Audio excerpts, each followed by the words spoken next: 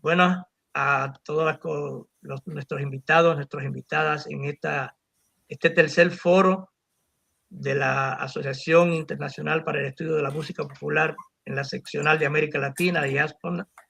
En este tercer foro, en el día de hoy, como invitados, Claudia Matos, José Luis Fernández, Rubén López Cano y Paula Mesa, con quienes vamos a dialogar acerca de la experiencia, las vivencias, las valoraciones, las reflexiones, recuerdos acerca de su participación en la IASPON a lo largo de su estadía en esta asociación, con motivo de cumplir los 30 años, sus primeros 30 años que esperamos que se repliquen, ¿verdad?, en lo adelante. De manera que les doy la bienvenida y quisiera de inmediato que iniciáramos con la distinguida doctora Claudia Matos, compartiéndonos sus experiencias y vivencias, valoraciones acerca de la IASPON. Adelante, doctora Matos. Bom dia, Dario e todos. Começo agradecendo, evidentemente, pelo convite. Fiquei muito feliz de fazer parte dessa efeméride da IASPON-AL e em tão boa companhia. Então, já nos outros os dois primeiros fóruns, muitos colegas deram extensos depoimentos sobre a história da IASPON e alguns aspectos das relações pessoais e musicais e intelectuais. Eu vou, então, fazer uma coisa, acho que eu tenho pouco a acrescentar, vou dar alguns toques pessoais e discutir um aspecto, apenas um tópico que já vem, né, dos processos, enfim, da vida intelectual da IASPON-AL. Como todo mundo sabe, a associação, na sua rama latino-americana, existe desde 95, e eu faço parte da associação desde 2004, quando eu fui ao meu primeiro congresso, que foi no Rio de Janeiro. E não conhecia ainda, então, os hermanos e vecinos hispanohablantes, mas eu gostei muito de encontrar no congresso alguns dos meus mais estimados colegas brasileiros dedicados ao estudo de música popular. E acabou sendo aquele primeiro um encontro, na verdade, mais brasileiro do que latino-americano, mesmo porque era uma situação raríssima para a gente de viver, ou seja, de eu estar encontrando colegas de várias áreas que se interessavam pela mesma coisa que eu, que era música popular. Eu sou de letras. No Brasil, o estudo de música popular ele é muito disseminado em muitas diferentes áreas acadêmicas. Porém, não há nenhuma associação que reúna, que aproxime os muitos, no Brasil, que aproxime os muitos estudiosos dispersos em vários campos, instituições e regiões distantes. Isso, para mim, é espantoso, né? Até hoje, nunca ter havido isso. Então, a minha impressão é que foi preciso surgir a IASPON latino-americana para nos colocar em contato, mesmo entre nós brasileiros. Pena que nem todos seguiram participando da rama, mas, para mim, ali se abriu um espaço maravilhoso de colaboração e enriquecimento intelectual que floresceu depois no contato com os colegas de outros países, me acompanhou até aqui. Eu concordo com o Felipe Trota quando ele diz que uma das coisas boas que a IASPON... toda vez que eu falar IASPON, subentenda-se latino-americana, tá? Que a IASPON proporciona para a gente é que a gente percorre a América Latina e descobre o quanto a gente faz parte dela. Desde então, eu fui a todos os congressos da rama, com exceção de Caracas e Medellín, e fui a vários internacionais. Pois bem, naqueles primeiros tempos de participação na associação e nos seus encontros, inclusive nos internacionais, eu fui, por assim dizer, conduzida e estimulada pela minha grande amiga Marta Ulloa, com quem compartilhei muita conversa, impressão, às vezes também a hospedagem.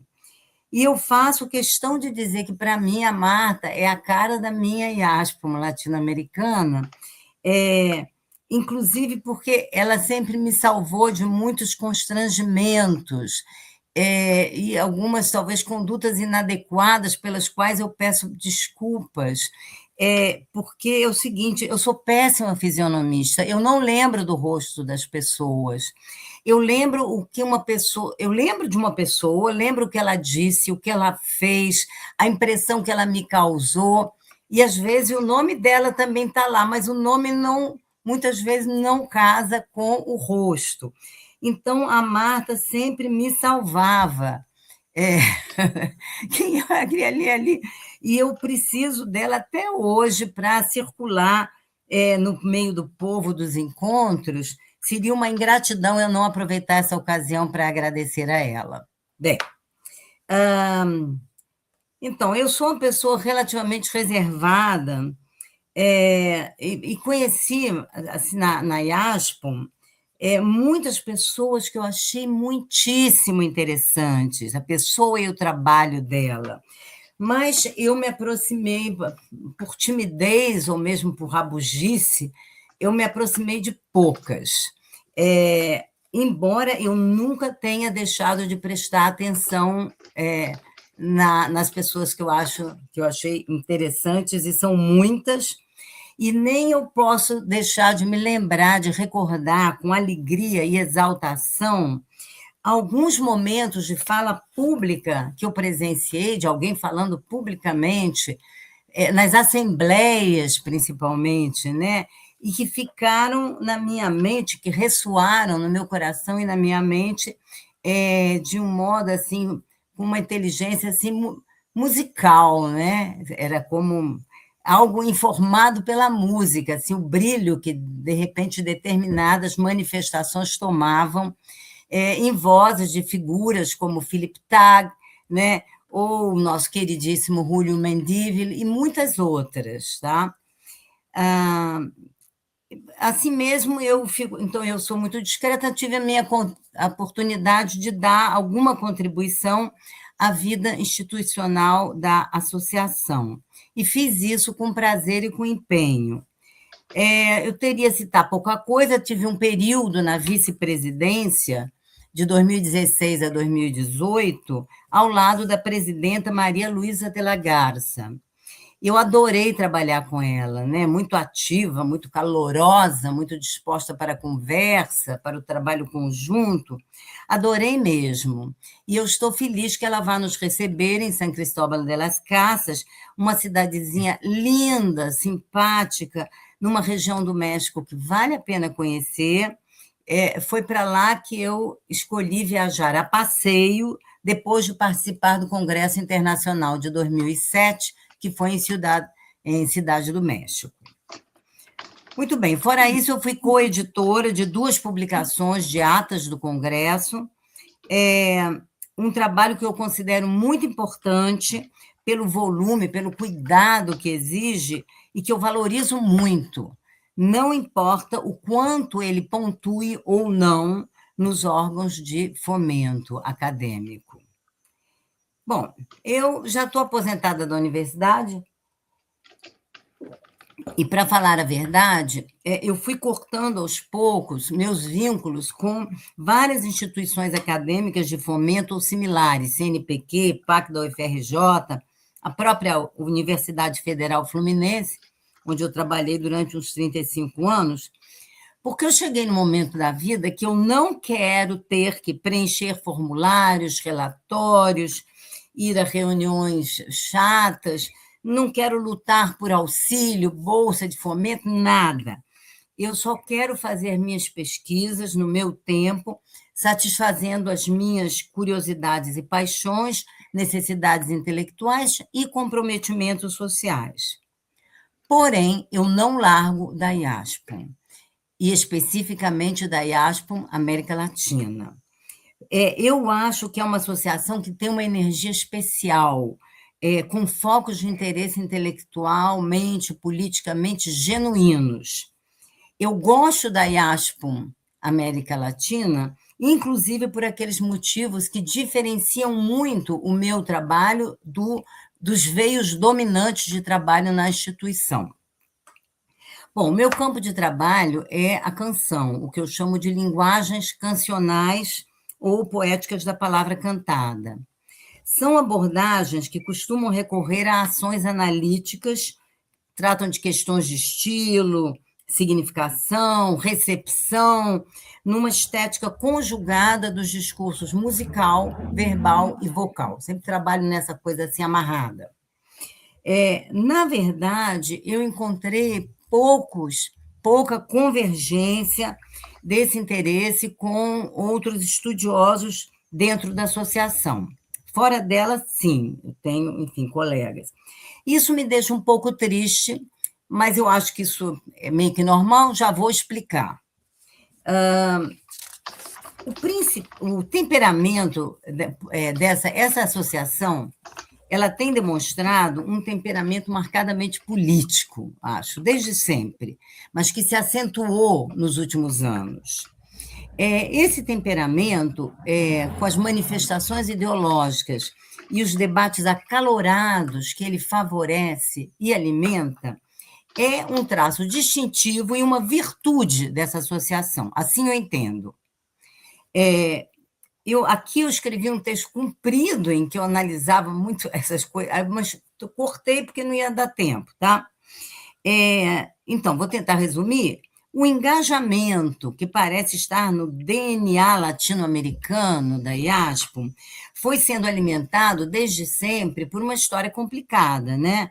Nós somos, em geral, nações que viveram a colonização, a descolonização, a pluralidade étnica, violência endêmica, conflitos, conjunções culturais, misturas.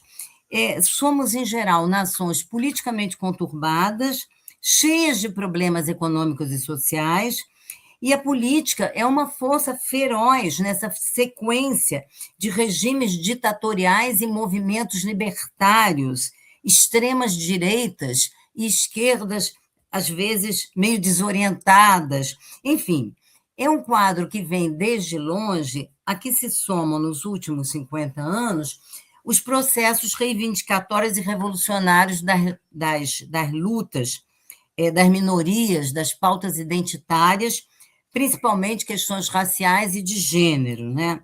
Estas últimas, as questões de gênero, têm sido um motivo candente, constante, de manifestações, discussões, tomadas de resolução, moções contras e a favor. Beleza, ótimo.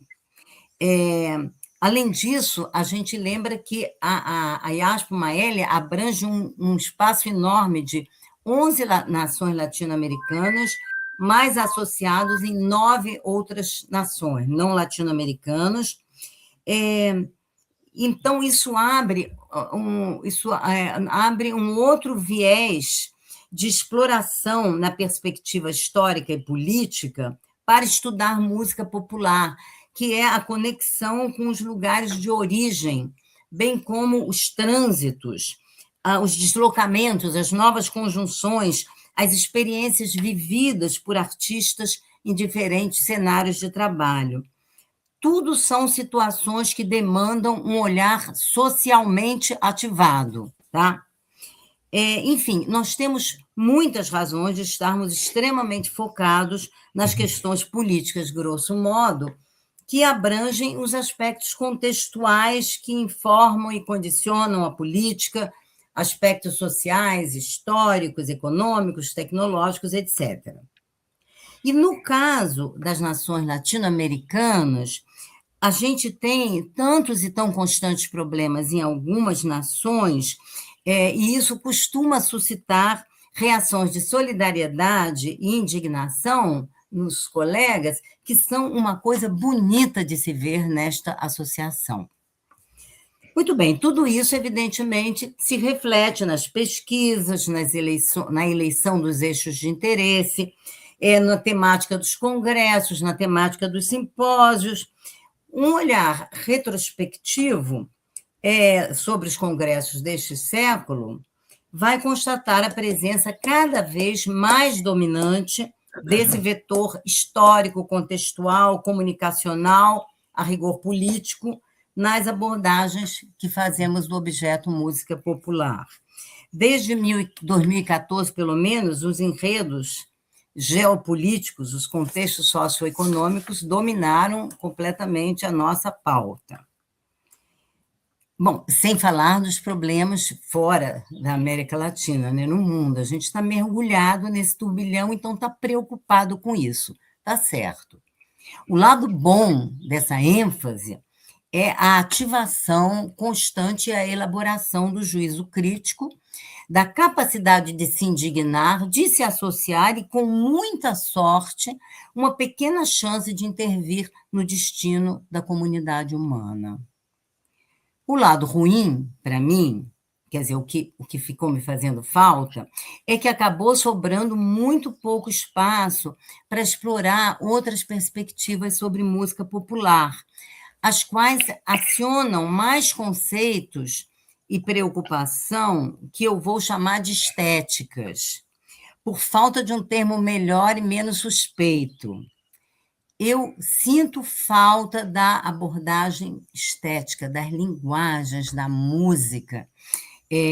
Eu sinto falta dos encantamentos, das conjecturas e das dúvidas que a percepção e a inteligência estéticas oferecem.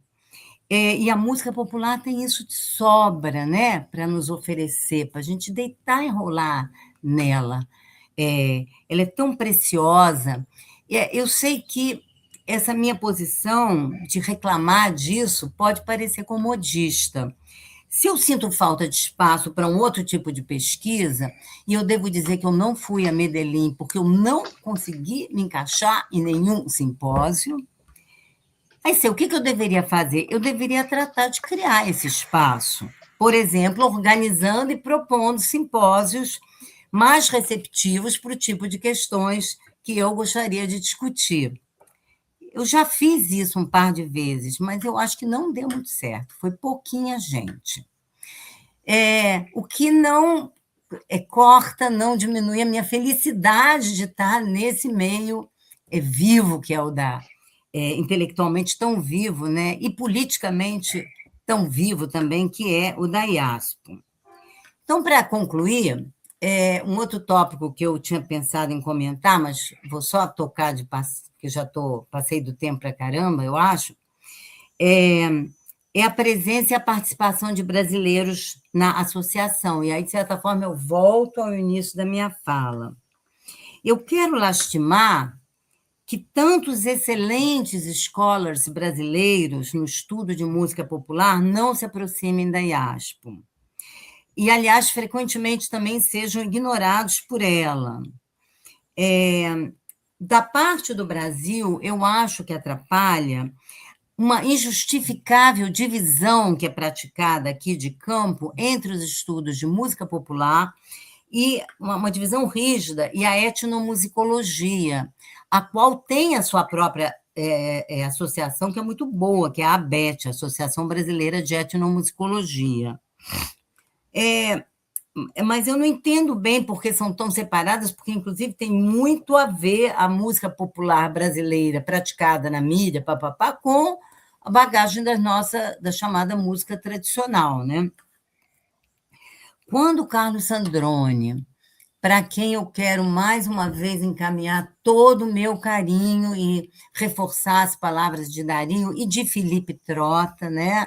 Na grande perda que foi, no meu caso era um amigo pessoal também, quando ele organizou o Congresso de Recife, e sendo o Carlos Sandrone um membro muito, muito antigo da ABET, né, da Associação de Etnomusicologia, e tendo ele organizado há muitos anos atrás um maravilhoso encontro em Recife da ABET, eu imaginei que essa fronteira fosse ser permeada, que ela estivesse se abrindo.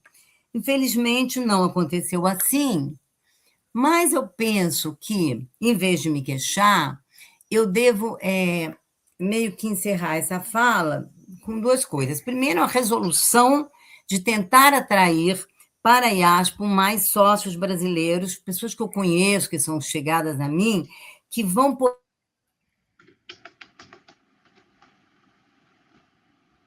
Uy.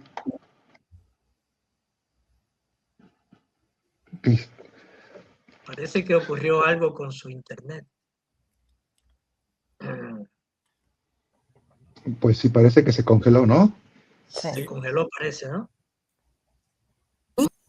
Com a minha? Tá, ok? Já está. Voltou? Tá, eu estou concluindo. Então, e a outra coisa aí é um apelo geral, justamente, eu digo que eu acho que seria legal a gente, no meio de todas as nossas preocupações, demandas e lutas, fazer sempre ter isso na cabeça, que a gente está aqui também muito por amor à música popular, né? Aquilo que um poeta brasileiro do século XIX falou da música popular brasileira, ele fez um soneto em que ele disse, comentando já a música popular como um produto da mistura, né, de aportes étnicos e culturais brasileiras, e que ele encerra o soneto dizendo que a música popular brasileira era a flor amorosa de 3 raças tristes. Depois foi feito um choro maravilhoso com esse nome, Flor Amorosa. Não sei se são 3 raças tristes, acho que ele era um poeta parnasiano triste, mas eu acho lindo que um poeta assim, de cultura muito literária, tenha esse amor, né, ela já tenha demonstrado no final do século XIX esse amor pela música popular brasileira, que eu estendo a todas as músicas populares e que eu espero que esteja sempre no centro da nossa atenção e das nossas motivações. Tá? Obrigada. Muito obrigado, doctora Claudia Matos. Muy bueno finalizar su participación poéticamente.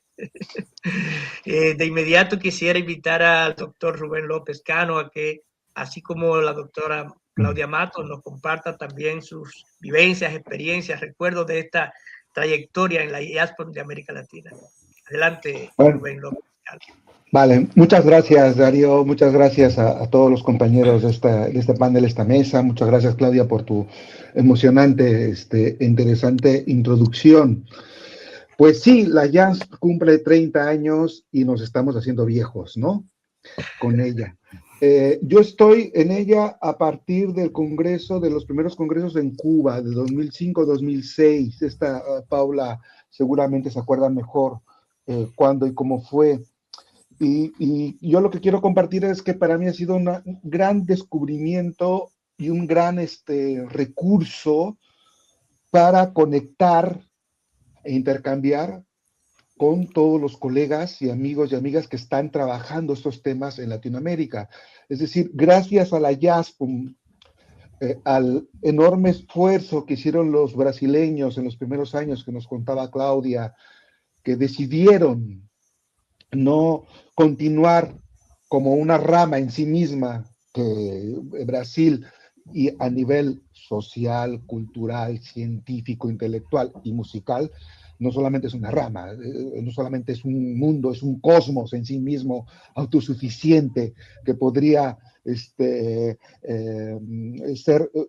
el pretexto suficiente para que existiera el mundo, ¿sí? Sin embargo, decidieron ellos y ellas que es mejor renunciar a tener su propia rama, su propia infraestructura dentro de la JASPUM para integrar una rama entera que es la latinoamericana, haciéndonos un regalo extraordinario y dándonos la oportunidad de comunicarnos con músicas, pensamientos, ideas, teorías, intereses de investigación y propuestas mucho más amplias que las que pueda haber en cualquier otra rama de la jazz en el mundo, ¿sí?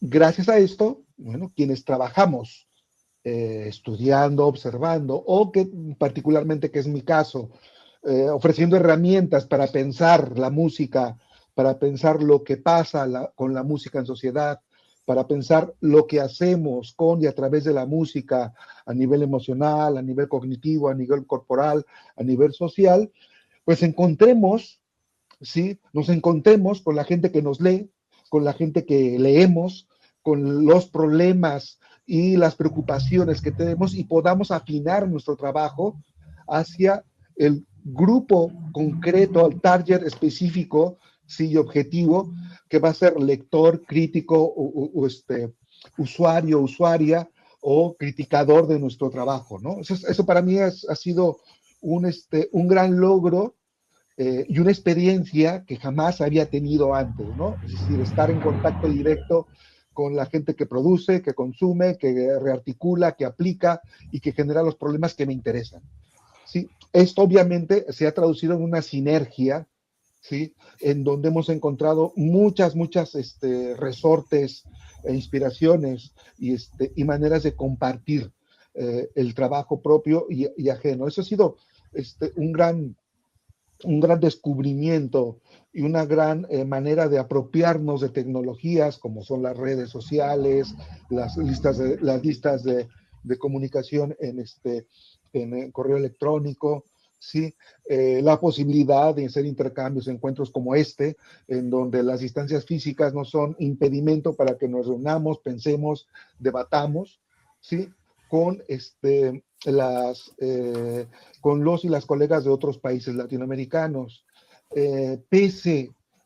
Una impresión que tengo es que pese a que los y las latinoamericanas constantemente vivimos y nos recordamos una identidad común, constante, que se fragua en escritores, escritoras, en músicas, en deportes y en muchos otros aspectos de la vida cotidiana, ¿sí?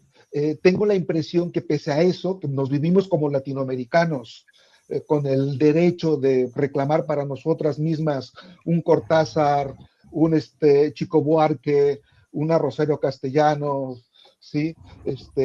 Etcétera, etcétera. Tendemos constantemente a cerrarnos como países herméticamente y a prestar demasiada atención exclusivamente a lo que dicen, hacen nuestros colegas, ¿no? Y si me apuran un poquito más, a veces incluso nos asfixiamos demasiado con los problemas que nos dan nuestras instituciones de trabajo, ¿sí? Las universidades o los centros por los que trabajamos, y en ocasiones perdemos la perspectiva. Y la jazz está ahí para abrirnos la perspectiva constantemente y recordarnos que nuestro trabajo no es para o en contra del colega de cubículo, sino es para un registro amplísimo de gentes que, viviendo o no en Latinoamérica, respiran junto con nosotros al ritmo de Borges, al ritmo de Cortázar, ven el mundo de manera similar y que son resonadores y grandes oportunidades de poner a prueba nuestro pensamiento, nuestras ideas, lo que producimos académicamente, ¿no? La jazz tiene esa cualidad de recordarnos constantemente que nuestra situación privilegiada como latinoamericanas es entrar y salir de mundos pequeños a mundos más amplios, disfrutar del pensamiento de la cultura occidental, pero al mismo tiempo sin renunciar a los pensamientos de nuestras culturas originarias, a modos de hacer distintos, diferentes, que se despliegan o se diferencian del orden impuesto en Occidente, ¿no? Y eso es algo que me encanta de la jazz, ¿no? Esa posibilidad de recordarnos a diversos niveles, de entrar y salir y de convivir con espacios muy amplios, muy abiertos, o regresar a espacios mucho más controlados y cerrados. Espero que la jazz viva mucho más que estos 30 años, que nuevas generaciones tomen el mando de la rama, que la lleven hacia donde deseen, donde necesiten, ¿sí? Que hagan de nosotros, nosotras, que tenemos varios años allí, no bovinos improductivos, dignos de adoración, sino compañeros, compañeras de viaje, prestos, listos y listas a colaborar, y que continúe con esta gran diferenciación, como lo decía nuestro querido y recordado Philip Tag, cuando observaba las discusiones de nuestra lista, un lugar de ebullición de ideas, de comentarios, de reflexión, ¿sí? Que se convierte en un trabajo conjunto para entender nuestras músicas y que no existe en ninguna otra rama de la Jasmine ni ninguna asociación académica. Así es que felicidades Jasmine, felicidades a todos los que hemos estado con ella algún tiempo de nosotros.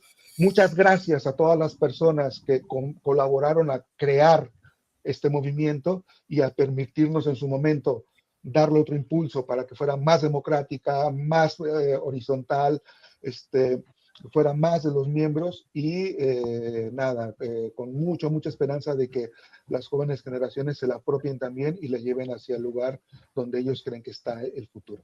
Vale, muchas gracias. Bueno, muchísimas gracias, Rubén López Cano. Magnífica participación, como la doctora Claudia Matos también. Gracias también por haber sido parte de este recorrido y que siga siendo parte en lo adelante, ¿verdad? Con tu activa contribución, siempre valiosa. Quisiera pasar ahora al doctor José Luis Fernández, a que nos comparta también sus cosas con esta asociación. Sí, bueno, agradezco mucho. Tengo un retorno, no sé por qué no. Yo no soy. Agradezco mucho la generosidad de la IESPEM, que para mí es el rasgo fundante, su generosidad, su amplitud. En la segunda década del siglo XXI estábamos con mi equipo emprendiendo un camino que nos resultaba solitario. Veníamos de estudiar medios de sonido audio, nos metíamos en lo musical desde el punto de vista de la semiótica, era un congreso gigantesco, una mesita solitaria con un grupito que convergía con esos intereses comunes. Creo que siguiendo la estela de Rubén López Cano, apareció la posibilidad de participar en el Congreso de 2012 en Córdoba, en nuestro país, en la provincia. Yo soy de Buenos Aires. Y caímos ahí y nos recibieron muy bien. Recuerdo todavía, después que terminé mi presentación, la muy querida Marta Ulloa, que yo conocía, respiró aliviada porque había entendido lo que había dicho yo, que cuando había leído mi abstract le había parecido algo extraterrestre. Fue muy divertido. Bueno, ahí me fascinaron los casos sentados en la misma mesa. Me acuerdo el de Marta sobre máquinas musicales del siglo XIX. Unos ingenieros que hablaron sobre la relación entre la velocidad de giro de la revolución por minuto de las grabaciones de Gardel y su tono de tenor o de barítono. A partir de ahí se armó una larga relación en la que, bueno, todavía armamos simposios con Eloísa Araujo, gran amiga, que siempre me incluye porque quiere tener una pata semiótica en su trabajo. Y para mí, bueno, fui ahí al Congreso de La Habana del 2016, de Puerto Rico 2018, ahí profundicé los vínculos con Rubén, con Julio Mendivil, con Liseta Alegre, con Eloísa, Marta, Simone, muchas colegas, muchos colegas con los que sigo en contacto. Y para mí, escuchando lo que dijo Claudia, lo que dijeron Rubén, que son como dos miradas generales en la trayectoria de la IESPEM de la rama, para mí reivindico la casuística. Creo que cuando voy extraño de no ir a los congresos, además de ver a los colegas y charlar y eso, me gusta recorrer mesas insólitas, cualquiera, sentarme y escuchar jóvenes que están empezando su investigación y que tienen un caso que me abre la cabeza, que me sorprende, que cualquier chico o chica que comienza a meterse en un tema es como que hace explotar lo cultural contextual. Yo creo que ese peso de la casuística es una de las razones, además que a mí pienso que lo complejo es lo micro, que lo macro siempre son simplificaciones inevitables, la casuística creo que le permitió a la rama procesar transformaciones complejas que se produjeron sin romper con la línea de inclusión y de diversidad. Creo que un caso típico es el de regatón. Las discusiones que yo escuché o que vengo siguiendo sobre el regatón, que ahora ya medio está, hay otros temas, ¿no? Pero me parece que fue, si hubiera un libro que recogiera las aportaciones desde la rama al estudio y las discusiones sobre el regatón, habría mucho material sobre problemas del colonialismo, las temáticas de género, las temáticas de violencia, ¿no? Esto que pasa ahora con el narco corrido, cómo se trabaja y se ve su causa, su proceso de causa y consecuencia de procesos que nos atraviesan, nos preocupan. Entonces yo creo que el gran desafío de la rama es no dejarse ganar por la pura contextualización. Creo que cosas que dijeron Claudia y Rubén tienen que ver con esto, prevenirnos de que no nos atrapen las repeticiones estilístico-políticas que nos dejan tranquilos y que podamos seguir abriendo, indagando, y creo que el gran desafío que se viene ahora sobre lo que denominamos música popular es la inserción de la inteligencia artificial, tanto en términos de mediatización como en términos de producción musical.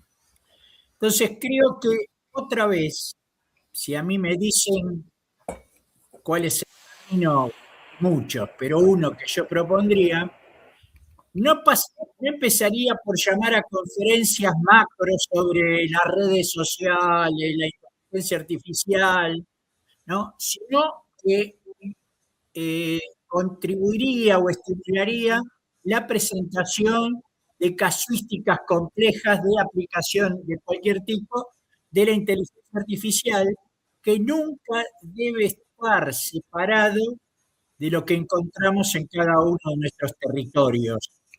Entonces, bueno, agradezco esa generosidad de la rama que me permita participar de este festejo, que yo creo que hay que festejar esos 30 años, espero que haya muchos más, y espero que los próximos encuentros nos permitan seguir avanzando, en mi criterio, desde la casuística hacia los grandes conceptos macro y contextuales. Agradezco mucho.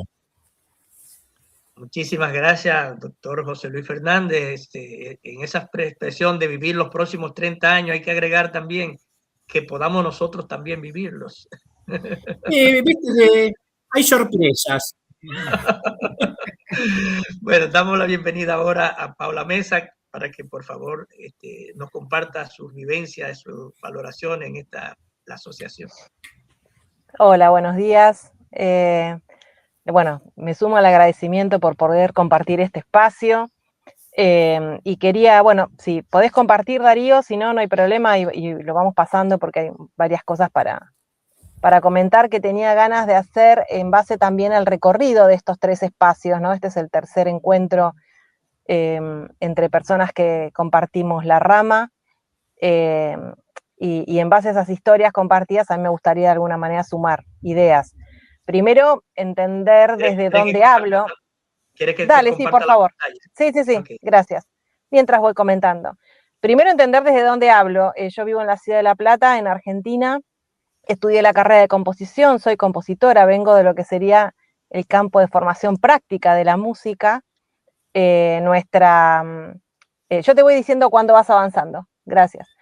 Digamos, nuestra formación en mi universidad tenía que ver con eso, con la praxis, ¿no? La conceptualización en base a la práctica, pero también había una postura en los 90 en la Argentina de separación entre las carreras que eran fuertemente teóricas, tal vez como la etnomusicología o la musicología, y las personas que nos formábamos en un campo de conocimiento que tenía que ver con dirección orquestal, coral, composición. Además hacía música popular, me dediqué a cantar tango toda mi vida, pero eso era por fuera de la institución académica, una institución que además no tenía posgrados, es decir que no estaba fomentada la investigación, eso se fomentó mucho tiempo después. Entonces, cuando llego a este congreso del 2005 en Buenos Aires, el que se hizo en ese momento, y me encuentro con estos nombres de diferentes países, de Chile, esa es de Cuba. Volvé al anterior, Darío, por favor, yo te voy diciendo cómo avanzamos. Gracias. Estos nombres, digamos, de Cuba, gente de Argentina que no conocía, de universidades hermanas como Córdoba, como Santa Fe, como la misma Buenos Aires, de Chile, de Brasil, empiezo primero se me empieza a abrir un mundo que desconocía absolutamente. Para las personas que, repito, nos formamos en los 90, ya en el 2005 existía internet, pero no había tanta circulación de materiales, o por lo menos en nuestro caso no sabíamos a dónde ir a buscar.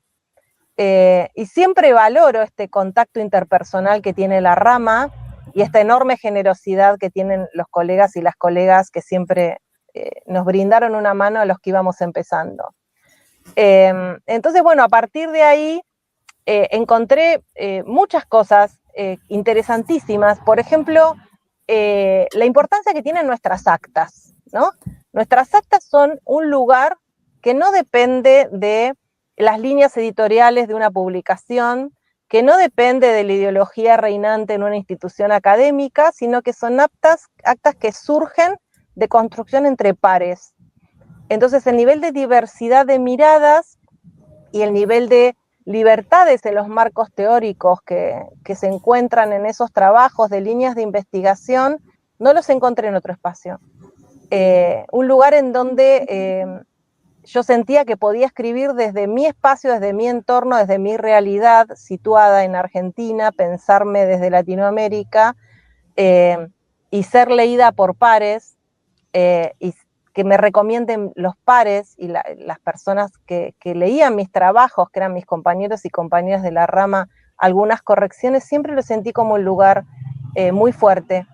Y también, volviendo a esta idea de la generosidad, nunca encontré una violencia desde el punto de vista académica, que en otros lugares sí la había visto, ¿no? Esta idea de en una mesa, una exposición, alguien que piense que puede increpar a un colega de forma violenta porque piensa diferente, o porque tal vez los trabajos podían llegar a tener mayor o menor relevancia en base a las miradas de las personas que estaban presentes, no lo observé en la IASPAM. Siempre observé esta idea de querer contribuir a la formación, como se estaba mencionando recién, ¿no? De las personas más jóvenes, o de colaborar con esos trabajos. Entonces eso también hizo que me enamore del lugar. Ahora sí, podés pasar a la próxima, Darío. Entonces se me ocurrió un muy breve recorrido.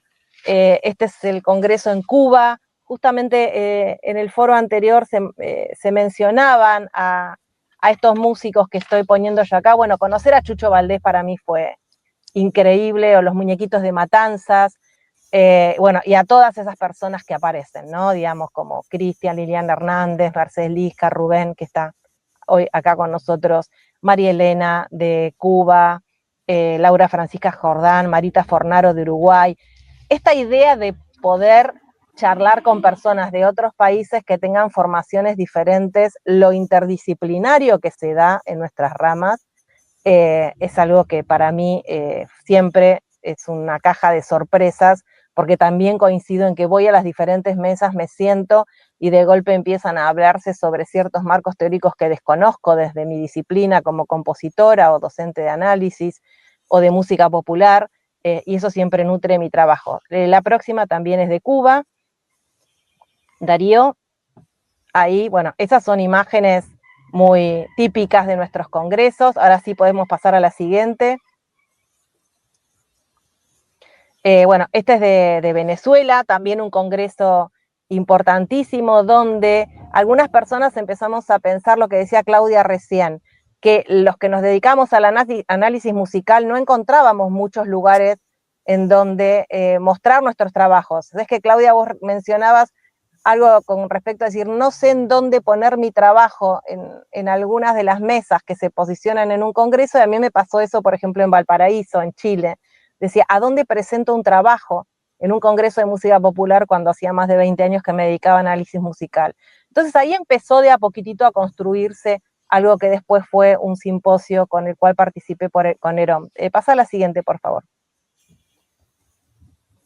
Bueno, Córdoba. En Córdoba nos nutrimos en una mesa varias personas de diferentes países para hablar de análisis musical, y estas imágenes las quería compartir porque la Mona Jiménez también es una institución en la Argentina del cuarteto cordobés, y eso también me lo permitió la IASPOM, ¿no? Digamos, darnos estos gustitos de poder estar con un Chucho Valdés, con la Mona y con otros grandes artistas de nuestra escena musical latinoamericana. La próxima, por favor, Darío. Bueno, estas de Brasil las puse, estas ay, se me fue. Salvador. De Salvador Bahía, muchísimas gracias. La mesa de trabajo de Berenice con Julio, Berenice como tesorera en ese momento, la verdad es que las personas que han atravesado las diferentes directivas durante estos años han hecho un enorme esfuerzo, y además una gran responsabilidad. Entonces, bueno, es como el trabajo cotidiano de esas directivas, y además en Salvador Bahía los compañeros y compañeras nos dieron la posibilidad de tener un recorrido turístico, digamos, dedicar un día a eso, ¿no? Un día al encuentro, que también es algo rescatable, que en algunos congresos se da la posibilidad y en otros no, y me parece que es algo como para pensar. Porque es en el lugar donde terminan de cerrarse ciertos intercambios, en esta cosa cotidiana de ir charlando entre mesa y mesa, pero también en espacios en donde nos vamos cruzando a personas que vivimos durante toda la semana y tenemos más tiempo de seguir dialogando. En la próxima, por favor. Bueno, esta imagen de la virtualidad en Colombia, un trabajo enorme de los colegas de allá que ya tenían, también es un agradecimiento porque ya tenían pensada su estrategia para recibirnos en la presencialidad, tuvieron que barajar y dar vuelta y dar las cartas nuevamente y hacerlo hacia fin de año con una tecnología que para muchas de nosotros y muchos de nosotros era nueva, ¿no? Yo no había dado clases virtuales y aprendí de golpe todo ese año, así que esta es como una placa de agradecimiento a los colegas que se pusieron al hombro esta patriada, como digo yo, de decidir hacer el congreso a pesar de todo. La próxima, Darío, por favor. Bien, y este es el último congreso, el de Recife. Antes de viajar, bueno, fui convocada a formar parte de la nueva directiva. Puse una foto de una ponencia como para que se vean que también he ido como expositora, no solamente a turistear, como dice María Luisa. Y en ese momento, lo primero que pensé fue, tengo tiempo todavía de escaparme, y lo segundo que pensé es volver a esa imagen de Darío y de Berenice y de tantos colegas como Claudia, ¿no? Que pusieron su tiempo y pusieron su esfuerzo para que esta rama siga funcionando, y bueno, la verdad que tengo el gusto de estar en la tesorería desde hace 2 años, y no quiero olvidarme de mencionar a personas como Juan Francisco Sanz, como Carlos Androni. Bueno, en lo que vuelve, Paula, Sí. ¿puedo hacer alguna pregunta? Sí, creo que sí, podemos intercambiar. Aprovechemos para preguntar y además comentar adicionalmente, reaccionar a las otras intervenciones. Adelante, Rubén. Sí, en lo que regresa Paula. Una pregunta, José Luis. Me pareció entender en tu intervención que encuentras demasiado contexto. Ah, ya está, Paula. Ahí está. Después volvemos. Ya estaba cerrando, igualmente era nada más que agradecimiento a esos colegas que acompañaron y que por desgracia ya no están, y me parecía que tenían que ser mencionados. Danilo Orozco era otro, ¿no? Otro enorme colega cubano que también perdimos en el camino y nos seguirá acompañando con sus escritos. Pero ya estábamos llegando al final, así que lamento la interrupción. Okay. Bueno, adelante, Rubén, de nuevo. Sí, estaba yo preguntándole a José Luis, que encuentras demasiado contexto en las investigaciones de los colegas de la JASPUM, demasiado contexto, menos sistematicidad. ¿Por dónde iba esa observación? No, Que me parece muy prefiero, interesante. me parece, no soy quien para hacer una evaluación general. Sí prefiero registrar una tensión, que uno puede entrar a un campo de problemas por el sistemáticamente, ¿no? Simplificando, por el ecosistema, llamemos ecosistema lo que sea, por el contexto, o entrar por el caso.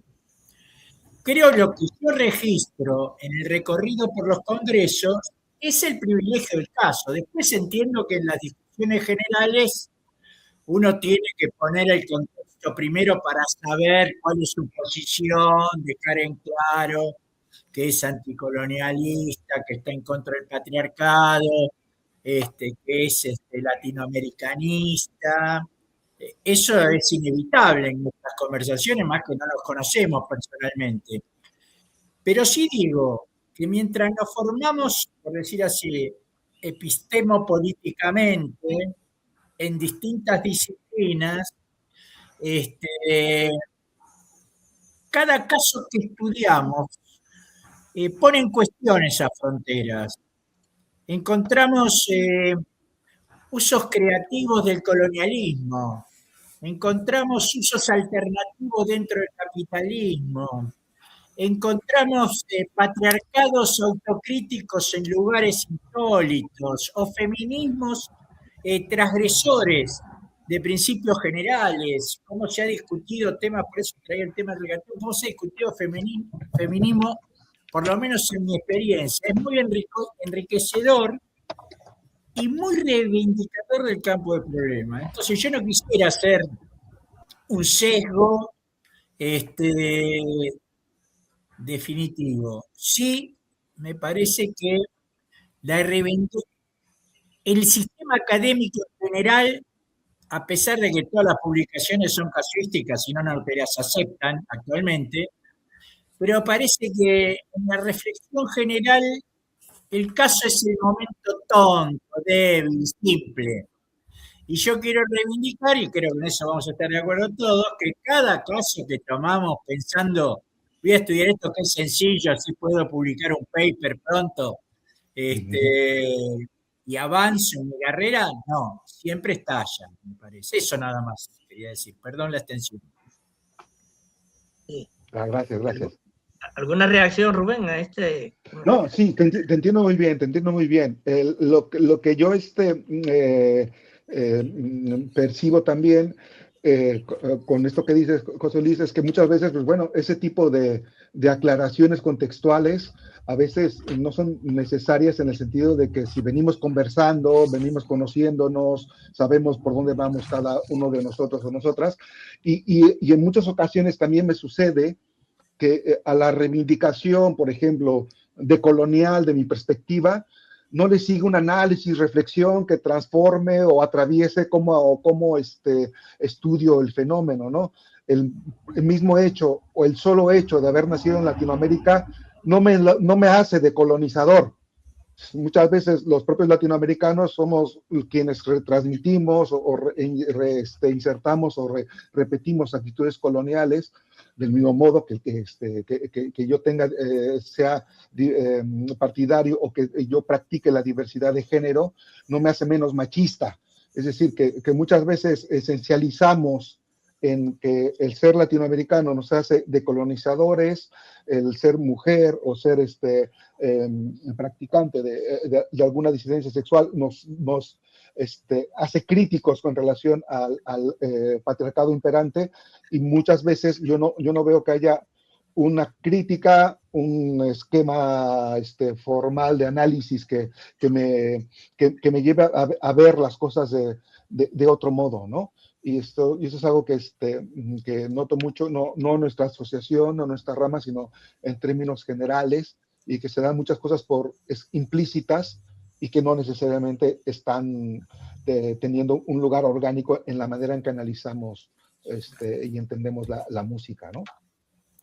Creo que, bueno, me gustaría escuchar otras opiniones, pero te digo un caso que a mí me llama, o dos temas.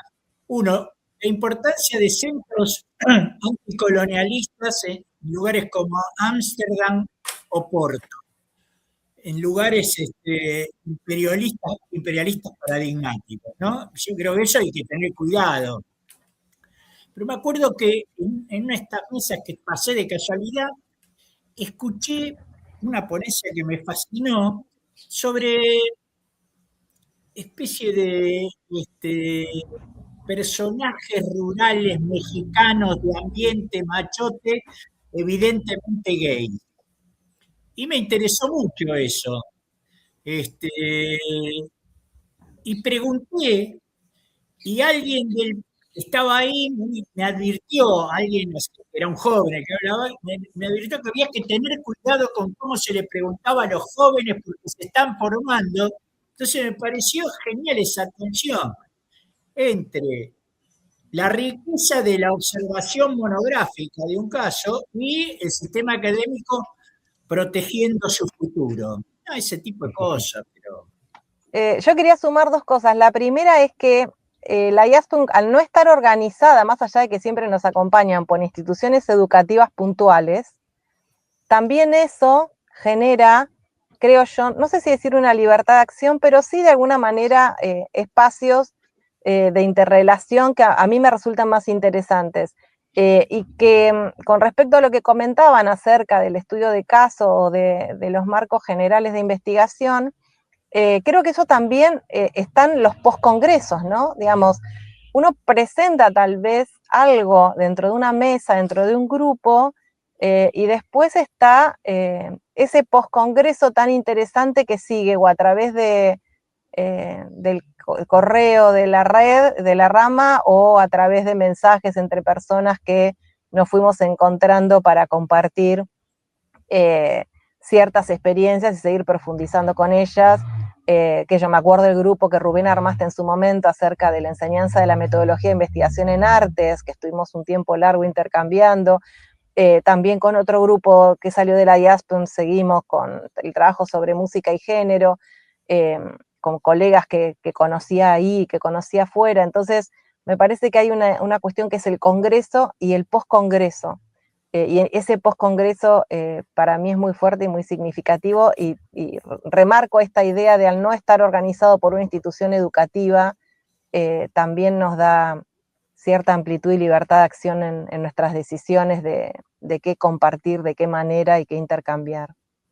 Sí, y quizá también, Paula, por no estar organizada por una institución educativa y no ser una asociación disciplinar, que no se organiza Sí. en torno a la musicología o a la semiótica exclusivamente, al ser una asociación que se interesa por una área de estudio, la música popular, desde cualquier perspectiva, esto también nos genera la posibilidad de hablar desde cualquier lugar, con el pacto implícito de que todo mundo tiene derecho a pensar la música desde su lugar, ¿no? Y Sí. obviamente con el roce y con la interacción, intentar que los demás nos entiendan, ¿no?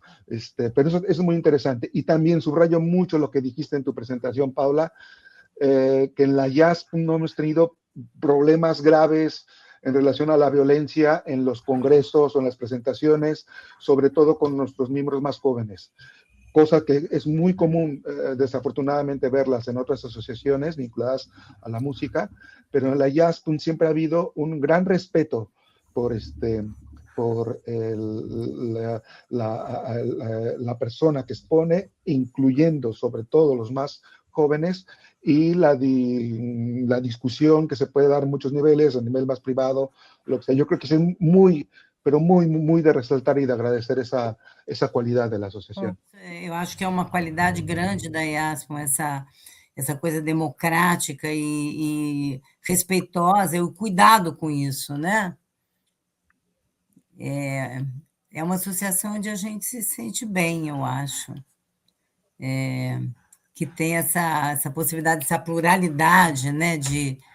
Porque é a coisa da música popular mesmo, né? Eu acho que há poucos objetos de estudo que permitam uma pluralidade tão grande de abordagens de tantos fatores atuando aí quanto a música popular, né? Então, acho que isso combina bem com a asociação com o seu objeto.